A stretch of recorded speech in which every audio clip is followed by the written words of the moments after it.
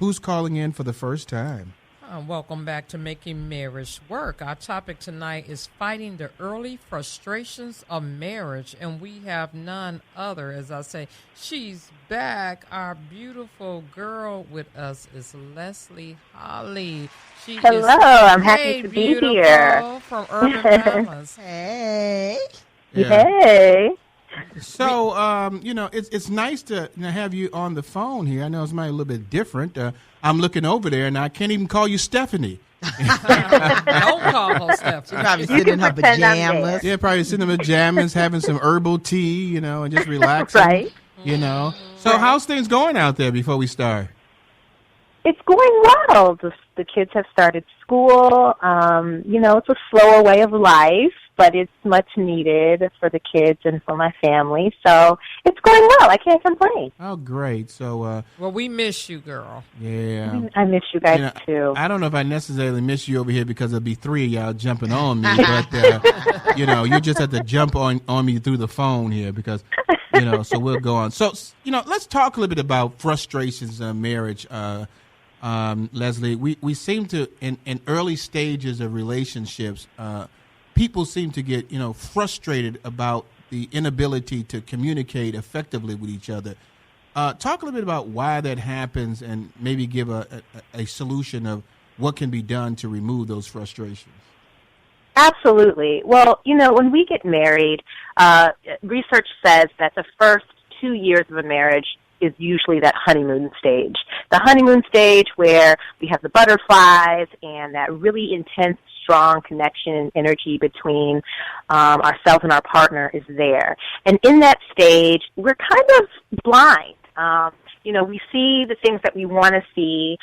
It's really great to be in that honeymoon stage because it really creates a good foundation for the relationship. But then once that period starts to dissipate, the real stuff, the hard stuff comes in. And when we get married and, we move in with someone, we start to see different things that maybe we didn't see before, which is okay because none of us are perfect. We all have our own quirks. And so it's really important to know that it's normal to feel frustrated when you first get married. It takes years to really get to know each other, to really learn your partner, to really kind of work out those quirks and understand how they think and how they move. And so living habits can be different. Schedules. Maybe you're a morning person. Maybe your partner is a night owl. Financial issues. Maybe those issues didn't come up before. Now all of a sudden we have some financial issues or we handle finance differently. Maybe there's some extended family obligations or expectations that are there that we didn't know about. And also marriage expectations. A lot of us, when we go into marriage, we kind of have these ideas of what it's supposed to be like, maybe from what we've seen or what we've dreamed of. And a lot of times we don't discuss those things. And so we expect certain things. For instance, my father, he was a fixer-upper. He fixed things with his hands all the time. He would make things. He could put up drywall. And when I got married, I assumed that my husband, as soon as the washer and dryer broke, that he was going to fix it, and he looked at me like, hey, I don't know how to do that, I do. And so, right, and so trying to get through those quirks of what our expectations were, and getting to learn each other. It just takes some time, so it's absolutely normal. Leslie, what gives me, you said, it's a 2-year period. It's like the honeymoon stage. And then it gets to your eyes have been open. Everything that you thought was cute, he just had the toilet paper turned the other way. You usually the over girl, he's the under girl. And then all of a sudden that one little thing that didn't bother you, after that second year, it annoys the mess out of you. So that's what I said. Yep, your eyes have been open and you see a lot. And so is that like around that stage, after, okay, I love me some Rick. And then all of a sudden it's like, absolutely. Usually the things when I tell my couples this, God has a sense of humor because usually the things that we fall in love with seem to be the things that later really start to irritate us, And so it's important to understand that. Like, if you are married to someone who's kind of quiet and mysterious, it feels like they're quiet and mysterious. Give it a couple of years, and you're going to say, hey, you don't communicate. You don't talk. Why don't you ever talk?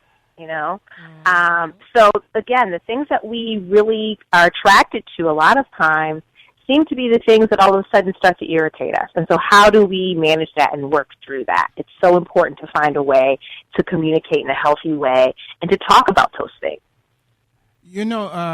What happens a lot of times, Leslie, is that people, they get into that part where they, their lovey-dovey situation is gone, and they really don't know how to redevelop a connection with each other.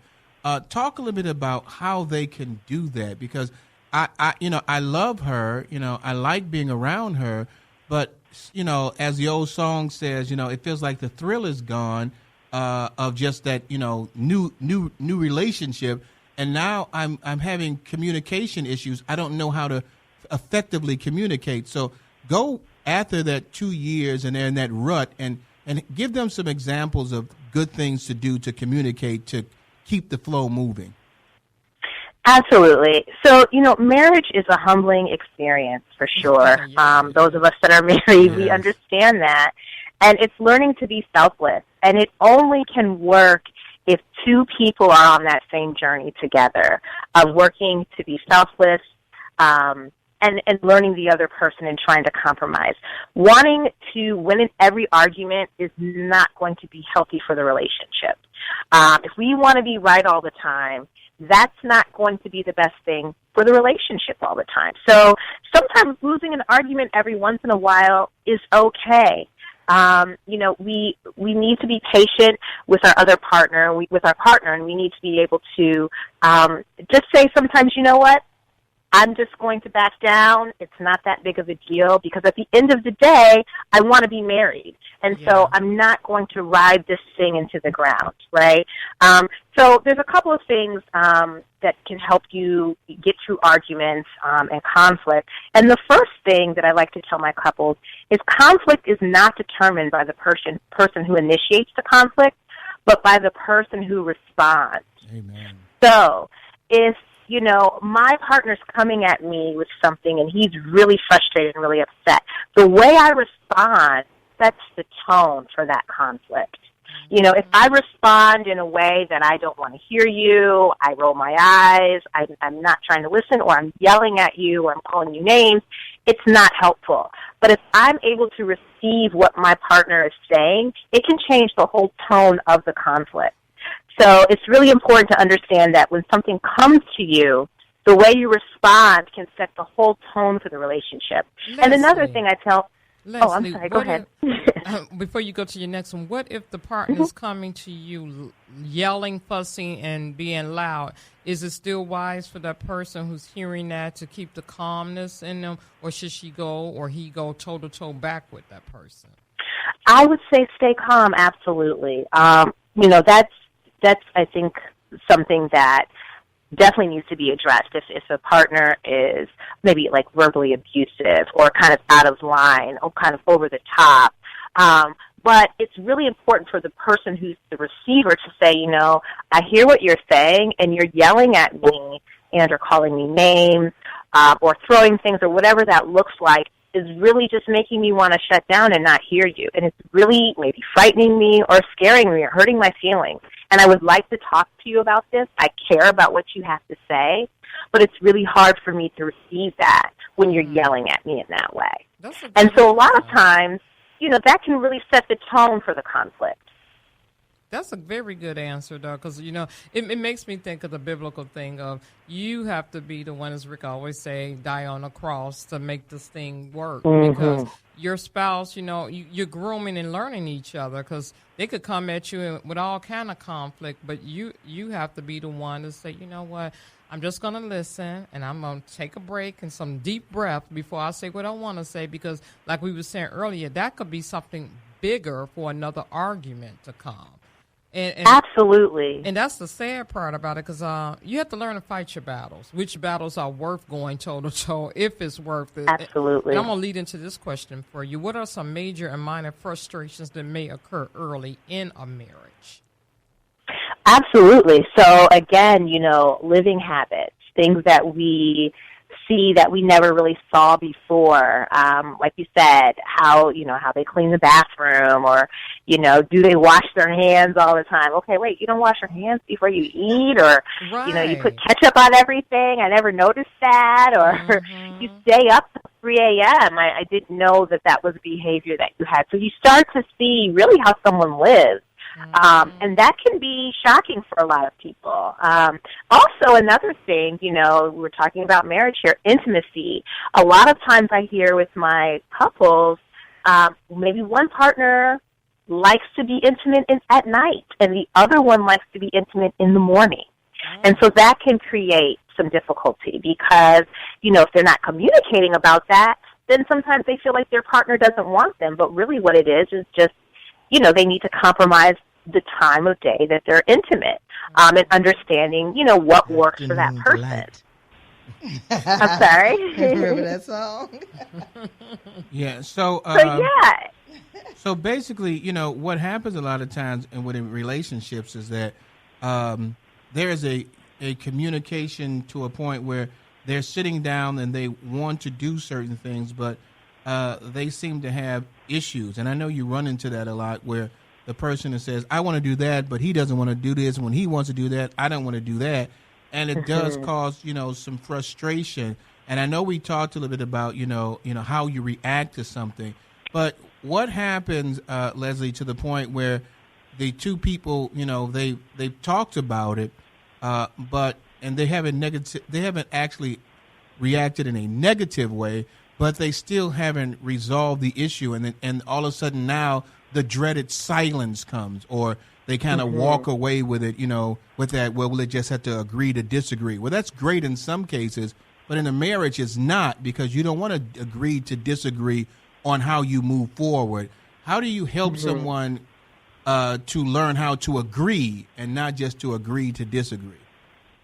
Well, that's why it's so important to learn your partner, for each of you to learn each other, because what may be really important to me, just a deal breaker, something that I really need to stick my foot down, may not be for you, and vice versa. But I need to know you, I need to understand you, I need to know what's important to you, and you need to understand what's important to me. And when we understand each other in that way, that's when the compromise comes in.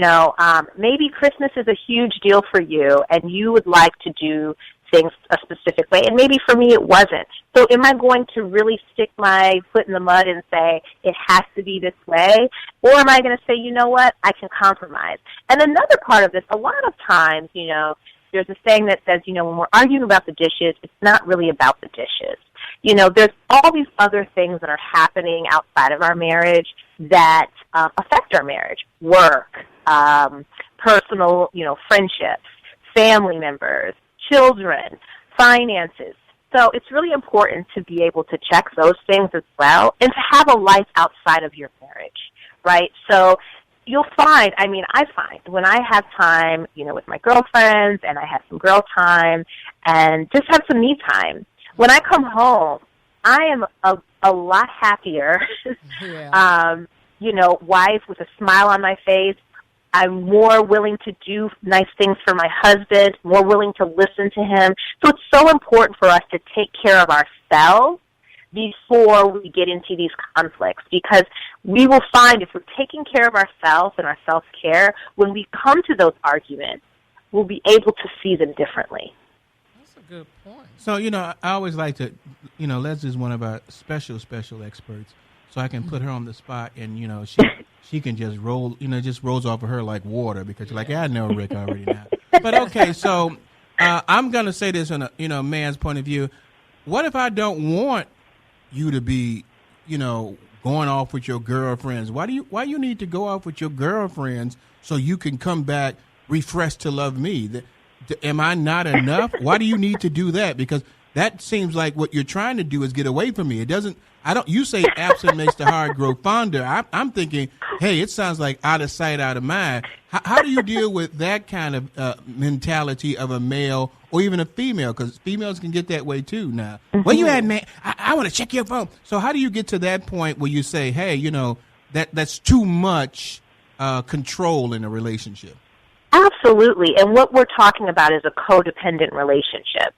Codependency is not a healthy thing. When we put our all and end all into one person and expect this one person to make us happy and fulfill and give us our happiness, we're in trouble, right? Because no one person walking this earth, that is, can give us that.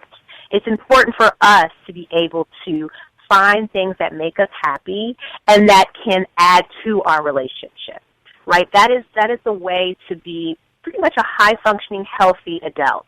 When we start to say, you know what, I want to be with you all the time, wherever I go, you go, we don't have any outsiders or friends, we do everything together, that's a codependent relationship. And what happens is people start to feel like they can't live without that person.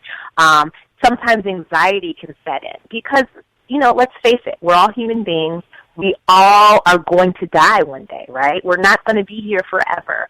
We don't know what's around the corner. And so when we give our power away in that way to one person and say, hey, I'm giving you the power to make me happy, to make my life complete, we take that power away from ourselves. We take away that control. And that can be just a disaster waiting to happen. Yeah, I try to tell Brenda that all the time. You can't be with me all the time, girl. Leslie. Let me alone, Leave us be, Leslie, no Brenda. She's like, okay. I mean, like, you can't just have me all to yourself, woman. I need to be, out there in the world and doing things. Go, baby. She baby. got this little beeper on my leg trying to figure out where I'm going.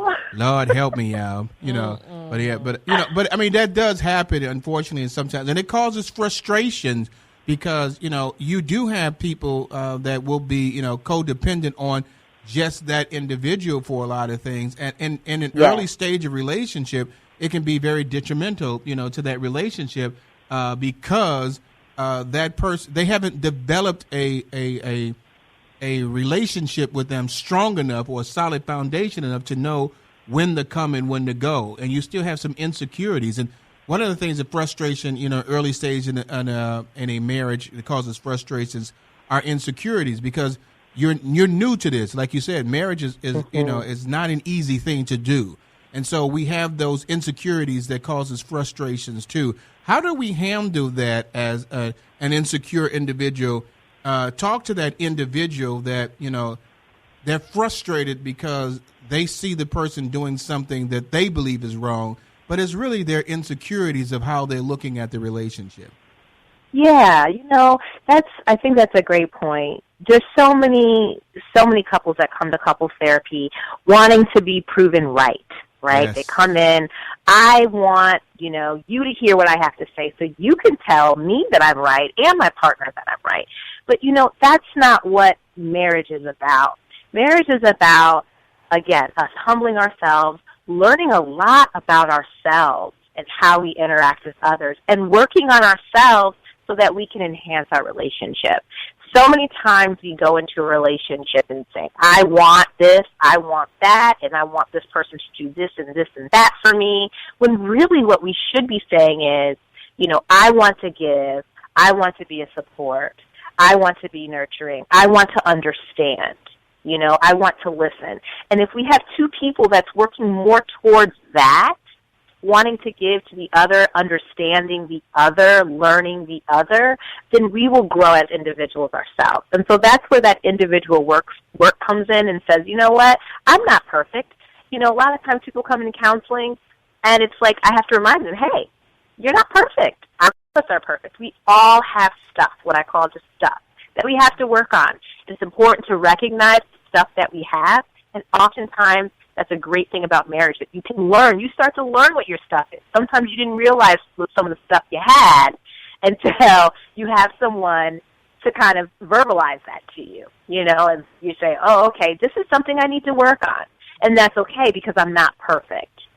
So it's so important for us to do our own individual work to enhance our relationship. And again, that can look like counseling, but that can look like prayer. That can look like, joining a church community. That can look like joining like a marriage group of other married people that are working on their marriages. It's so important to have that support so that we can normalize those issues. I like your what you just said. One, I do agree that you should go in prayer, and two, I like the fact that couples should go to counseling if they need help. But the third one, I totally agree about that. Married couples should be around married couples as well, and certain like ministry things that they in, or just going out on a date, because you always think, am I the only one going through this in my marriage? But when you're at a setting like a retreat or some activity that a church might have, and you discussing these topics, it's like you're not alone in this, even though you might feel like it. But it's good to talk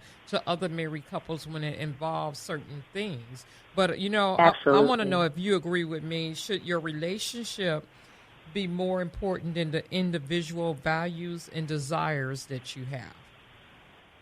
Absolutely. When you get married, you become one. You and your partner become one. And it's so important to talk to each other about what those family rules look like, what those deal breakers are, to understand that. It's so interesting. People come sometimes to counseling and don't realize, maybe one partner has a certain religious belief and the other one doesn't share that belief. And they think it's not a big deal, but then it really comes up later on. If they want to have children, or maybe they're starting to have issues in their marriage, and one really leans on their religious beliefs and the other one has no beliefs or has different beliefs. And so it's so important to have those conversations so that some of those things that we feel like are maybe deal breakers, that we know, okay, I have a partner that does want to pray with me. That's important to me. I do have a partner that values exercise, and that's important to me. And so when we're coming together, those things that are irritating us, or those things that we have to compromise on, should be things that we can compromise on, should be things that we can alter or we can change. But it's so important when we come together, we are one. It's one union. So it's so important.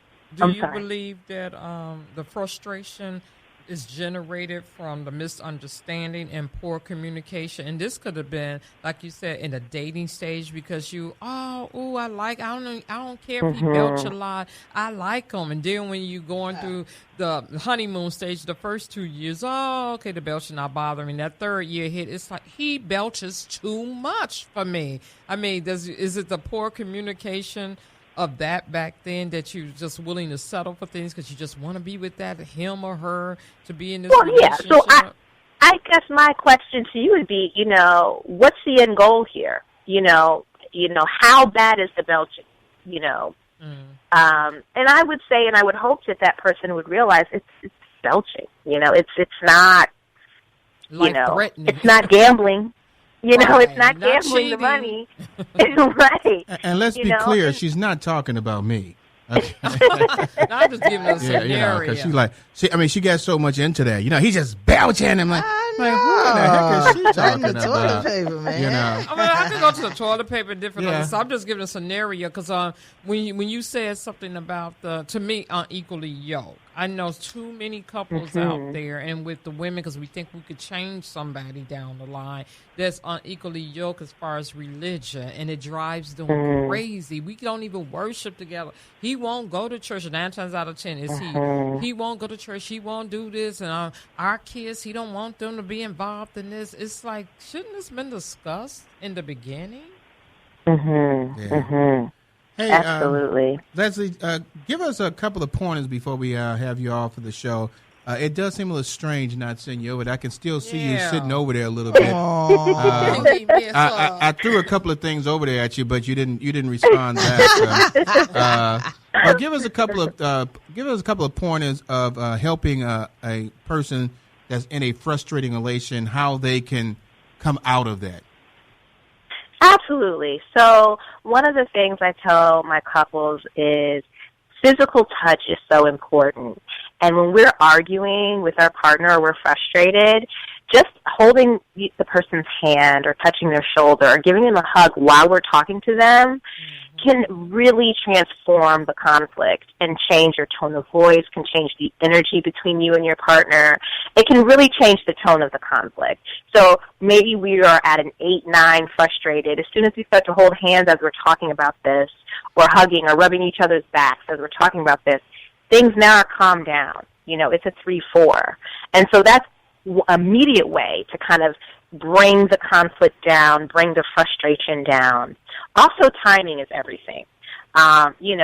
Soon as I'm horrible with timing, I will say, if something's happening at home, I'll call my husband at work. Not the best timing, right? So, let your partner get home and get settled. You know each other. You know what works well. Maybe you want to wait till the weekend. Maybe your partner's having a stressful week at work or something's going on that's important. So maybe you want to think about the timing to bring up something that's frustrating to you. And that can make a world of difference as well. And then again, mirroring what you would like to see happen. So when we talk about that first response from the person who responds to the conflict, what we're doing is we're mirroring what we would like to see happen. And again, if you have a partner that wants to stay married, wants to have a healthy marriage, doesn't always want to be right, you will find that down the line they will start to use those same approaches in responding to conflict because they want to build a marriage instead of ripping it apart. They want to build it instead of breaking it down. And then again, the prayer is so important. Prayer, having God in your relationship as an active participant and guide in your relationship is so, so important.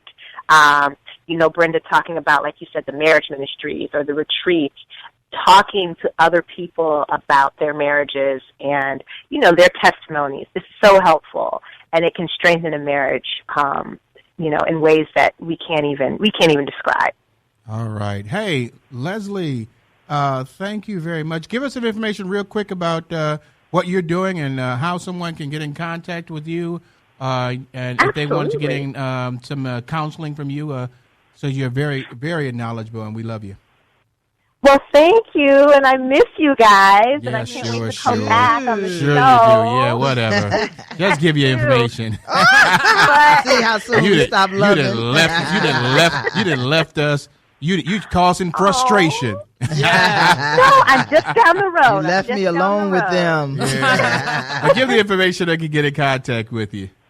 Well, I'm at Urban Balance, and you can check us out at urbanbalance.com. Even though I'm in the St. Louis area, I'll be back and forth. We do have over 7 office locations in the Chicagoland area. We're also expanding to the St. Louis, Missouri area, which is really exciting.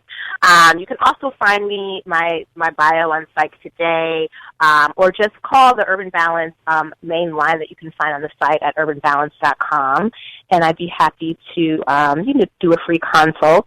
And we've got some great therapists. We have over now 80 therapists, very diverse staff, which I'm really proud of. So definitely give us a call. All right. Well, we'll make sure we have that on our website as well. Hey, ladies and gentlemen, you've been listening to Leslie Holley, who is one of our experts that we have on here that talks about the next stop in relationship. She's been able to do all of them. And so, Leslie, we love you. We thank you. We do miss you very, very much. And when you do come to Chicago, make sure it's on a Tuesday. Okay, will do. All right. Thank you very much. Talk to you soon. Take care. Bye-bye. Bye-bye. Hey, All baby. right, bye-bye. All right. Where we going next? We are going to our salvation call in our new Pure Flix commercial, LSTT Super